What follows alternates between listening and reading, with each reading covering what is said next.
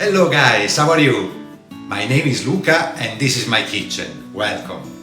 Today we are making homemade mayonnaise ready in 5 minutes. Let's do it.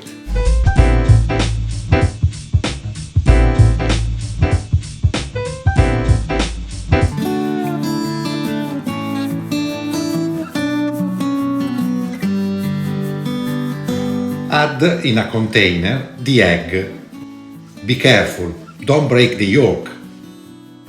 Then add the oil. The oil has to be cold, so keep it in the fridge for 1 hour. Then add the lemon juice and salt. Place the immersion blender in the container. Blend, keeping the blender down to the container bottom until it starts to be thick.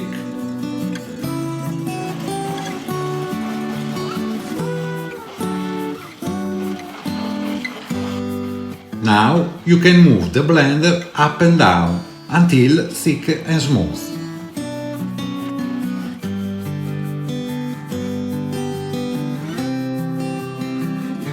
Our mayonnaise is ready.